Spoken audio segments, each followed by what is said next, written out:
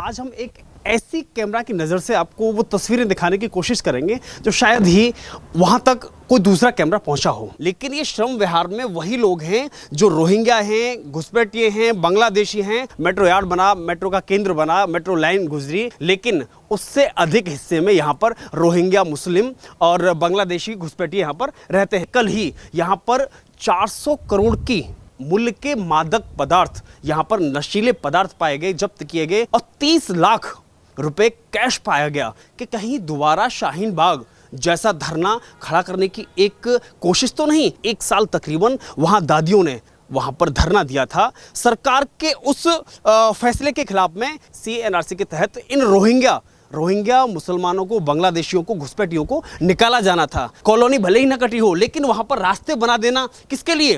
क्योंकि vote bank कहीं ना कहीं आम आदमी पार्टी का बन चुका है। रोहिंग्या एक ऐसा समुदाय है कि खतरनाक माना जाता है। लेकिन बड़ा सवाल यह है कि जो अब चर्चा में है, बुलडोजर की निगाह इसी इलाके पर है। लेकिन बुलडोजर चलेगा कैसे चलेगा? क्योंकि हमने जब यहाँ खादर के लोगों से बातचीत की तो उन्होंने बताया कि यहाँ से इन लोगों को हटाना आसान बात नहीं है। शाहीन बाग चर्चा का विषय जरूर बना हुआ है, लेकिन एक दूसरी तरफ चिंता का विषय है। चिंता का विषय इसलिए है, आज हम एक ऐसी कैमरा की नज़र से आपको वो तस्वीरें दिखाने की कोशिश करेंगे जो शायद ही वहाँ तक कोई दूसरा कैमरा पहुँचा हो। मैं अपने कैमरा पर्सन से दिखाना चाहूँगा और आपको समझाने की कोशिश करूँगा कि जिस हिसाब से दक्षिणी दिल्ली के मेयर मुकेश के द्वारा एक आदेश जारी किया गया कि हम श्रम विहार, शाहीन बाग या कालिंदी कुंज में जो भी अतिक्रमण है हम उसे हटाएंगे। लेकिन वो आखिर कौन सी जगह है? आखिर क्या सरकार ने उनको चिन्हित किया है या फिर उनको नोटिस जारी किया है, या फिर वो कौन सी जगह है जहां पर बुलडोजर चलेगा, बुलडोजर गरजेगा? लेकिन ये बात अभी वक्त बताएगा कि बुलडोजर कब चलेगा और कैसे चलेगा और कहां चलेगा। लेकिन उससे पहले हम आपको अपने कैमरा पर्सन रोहित अत्री के द्वारा और उनकी निगाह से दिखाने की कोशिश करें तो ये गंदा नाला है। और अगर इधर बात करें तो ये आपको कैमरे की निगाह से आप देखें, ये वही मेट्रो लाइन है जो कि जसोला वाली जो लाइन है, जसोला की जो मेट्रो लाइन है, ये वही मेट्रो लाइन है जो कि शाहीन बाग के बिल्कुल बगल से जाती है। और आगे इसके मैं दूर से कैमरा की निगाह से दिखाने की कोशिश करेंगे हम कि दूर तक देखें तो जो टीन शेड दिखा हुआ है वो मेट्रो यार्ड है, जहाँ पर मेट्रो जहाँ से चलती है या जहाँ से बनती है, जहाँ पर आकर के रुकती है।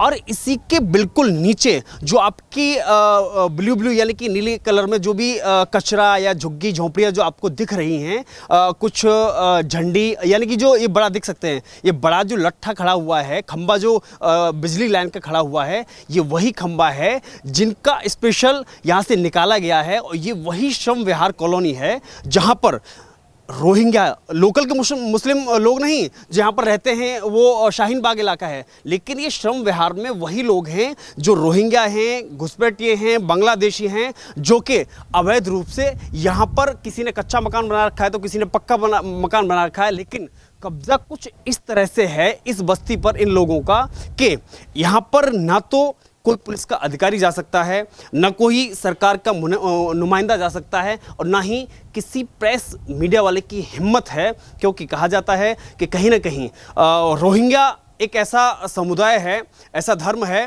कि खतरनाक माना जाता है। लेकिन इसीलिए हम आपको कहीं ना कहीं दूर नज़रों से वो दिखा रहे हैं कि जहाँ पर पहुँचना सुरक्षित नहीं है और बिना सुरक्षा के जाना वहाँ पर ठीक नहीं है। मैं इधर कैमरा पर्सन की निगाह से आपको दिखाना चाहूँ कि खादर है, ये जो नाला है, नाले की जो बिल्कुल लेफ्ट में है खादर है। मैं पीछे कैमरा पर्सन से कहूँगा कि वो पीछे से एक बार घुमा के दिखाएं कि ये वही खादर है जो कभी इन्हीं लोगों की, इनके बुजुर्गों की ये ज़मीन हुआ करती थी। लेकिन सरकार ने यह कह कर के उससे अपने कब्जे में लिया और एक्वायर किया उसे कि हम यहाँ पर मेट्रो यार्ड बनाएंगे और मेट्रो स्टेशन बनाएंगे। लेकिन मेट्रो यार्ड बना, कहाँ तक बना, कैसे बना, वो आज सबके सामने है। और आधे हिस्से में वहाँ पर मेट्रो यार्ड बना, मेट्रो का केंद्र बना, मेट्रो लाइन गुजरी, लेकिन उससे अधिक हिस्से में यहाँ पर रोहिंग्या मुस्लिम और बांग्लादेशी घुसपैठिए यहाँ पर रहते हैं। मैं इधर एक नज़र इधर भी आपको दिखाना चाहूँगा, पूरे इलाके पर एक आपकी नज़र हम दिखाना चाहेंगे कैमरे की नज़र से। ये पुल है जो कि मानपुर खादर के लिए प्रवेश करता है। जो कि इससे टच करता है, यानी कि नोएडा दिल्ली का जो प्रवेश है।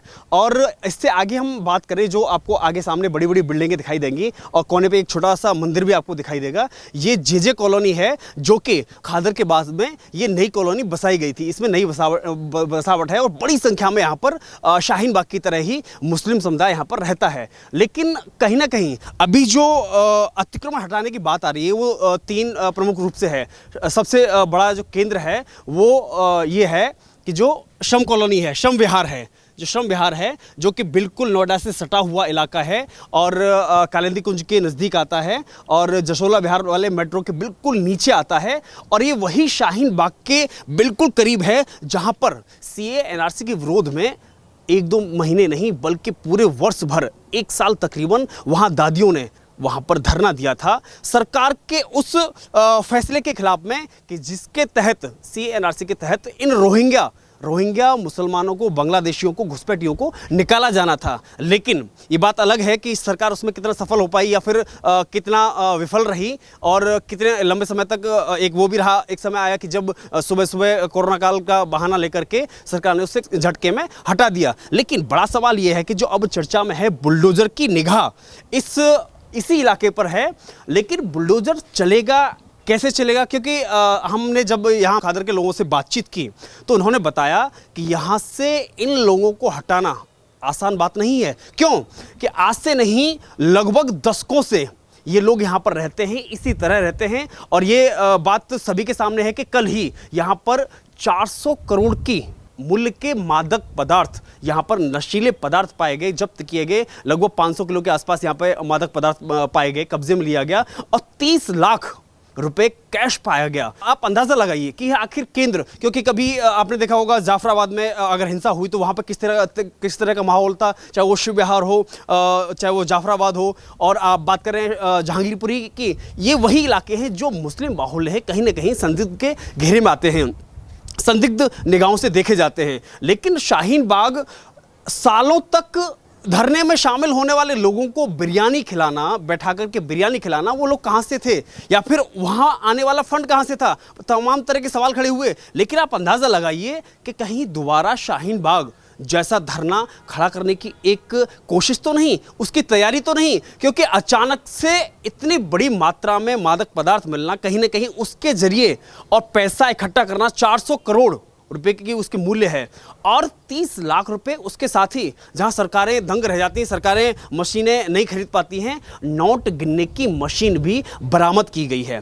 तो हम बार बार आपको वही दिखा रहे हैं। और एक और बड़ी बात है, यहाँ पर सवाल ये खड़ा होता है कि इस इलाके के, क्योंकि ये ओखला के अंतर्गत ये विधानसभा आता है और यहाँ के विधायक हैं अमानतुल्लाह खान। अमानतुल्लाह खान नाम कोई मतलब अपरिचित नहीं है, जाना पहचाना वही चेहरा है कि जिनका शाहीन बाग में जो एक माहौल बना था, उससे तैयार करने में सबसे अहम भूमिका अमानतुल्लाह खान की रही थी। अगर बात करें, जब हम लोग खादर के लोगों से बातचीत की, यहाँ पर रहने वाले बुजुर्गों से बात की, तो श्रम विहार में रहने वाला अवैध रूप से जो व्यक्ति यहाँ पर रह रहा है, कब्जा करके रह रहा है, चाहे घुसपैठिया है, चाहे वो रोहिंग्या है, चाहे वो बांग्लादेशी है, कोई भी है, ये आसान नहीं है। क्योंकि कहा जाता है कि अमानतुल्लाह खान वकायदा यहाँ पर लोगों से मिलने के लिए आते हैं, अपनी गाड़ी से आते हैं, अपने काफिले के साथ आते हैं और इन लोगों को मुलाकात ही नहीं बल्कि उनको सहायता राशि भी दी जाती है, खुले तौर पर दी जाती है। उनकी पानी की व्यवस्था करना, वहाँ तक बिजली पहुँचाना, वहाँ तक अन्य सुविधाएं देना, कॉलोनी भले ही न कटी हो लेकिन वहाँ पर रास्ते बना देना,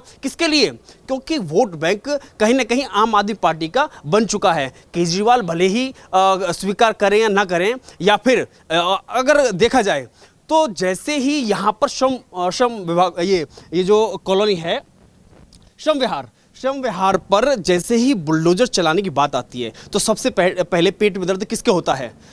केजरीवाल के होता है। और केजरीवाल के कार्यकर्ता इकट्ठे होकर के धरना प्रदर्शन शुरू कर देते हैं। तो आप अंदाजा लगा सकते हैं कि आखिर पेट में दर्द किसके हो रहा है बुलडोजर चलने की बात पर। लेकिन बड़ी बात यह है कि खादर के लोग आज भी बेसब्री से इंतजार कर रहे हैं कि यहाँ से श्रम विहार से हो या फिर यहाँ पे एक और बड़ी बात है कि इसके अंदर जो शुरुआत की गई, ये बहुत बड़ा तथ्य है। जैसे कहा जाता है कि पहले वहाँ पर हम मज़ार बनाएंगे, पूजनीय स्थल बनाएंगे, उसके बाद वहाँ मस्जिद में कन्वर्ट करेंगे और फिर वहाँ से तरह तरह के गोरख धंधे चलेंगे। यह बात जग जाहिर है। यही कारण एक यहाँ पर देखा जाता है कि श्रम इस विहार में सबसे पहले यहाँ पर अवैध रूप से मज़ार को स्थापित किया गया, उसे पूजनीय बनाया गया, उसे पूजक स्थल बनाया गया। लेकिन आज वही मज़ार का केंद्र बना करके यहाँ पर पक्के निर्माण हो गए। वो खादर के लोगों से हम बार बार बातचीत की हमने, तो उन लोगों का केवल एक ही कहना है, भले ही ये आसान ना हो, लेकिन जब तक योगी मॉडल, यूपी का बाबा का बुलडोजर मॉडल दिल्ली में लागू नहीं होगा, तब तक यहाँ पर ना तो शांति रह सकती है, अशांति ही अशांति रहेगी। उसके साथ में ही बार बार दंगे होंगे, समय आएगा आगजनी भी होगी, अशांति रहेगी। और वो लोग बिल्कुल कभी नहीं बोलेंगे, आम आदमी पार्टी हो, चाहे कांग्रेस हो, चाहे दूसरी पार्टियां हो, असदुद्दीन ओवैसी जैसे नेता हों जो मुसलमानों के उनकी हिफाजत की बात करते हों, उनको बढ़ावा देने की बात करते हों। लेकिन वो लोग कौन हैं? आप इनको मुस्लिम नहीं कह सकते। अगर किसी सच्चे मुसलमान से बात करें, अगर वो कहता भी है कि इन लोगों से हमारा क्या है, क्योंकि कहीं ना कहीं ये भी एक उस धर्म को बदनाम करते हैं जो सच्ची किताब में लिखा जाता है, इस्लाम। लेकिन जो भी है, सवाल यही है कि आखिरकार बांग्लादेशी या फिर रोहिंग्याओं को निकालने में मुसीबत क्या है? भले ही अमित शाह उसकी बुलडोज़र नीति दिल्ली में अपनाने की कोशिश कर रहे हों, लेकिन आसान बात नहीं है, लेकिन ज़रूरी बहुत है। आप देखते रहिए, हमने आपको खबर इंडिया की निगाहों से, खबर इंडिया के कैमरा की उन बारीक निगाहों से आपको ये इलाका पूरा समझाने की कोशिश की है कि आखिर निगाहें किस तरह से यहाँ पर बुलडोज़र की होंगी और कब गरजेगा, कैसे गरजेगा, लेकिन वक्त बताएगा। लेकिन ज़रूरी है कि गरजना चाहिए और योगी का यूपी मॉडल दिल्ली में अब लागू होना चाहिए।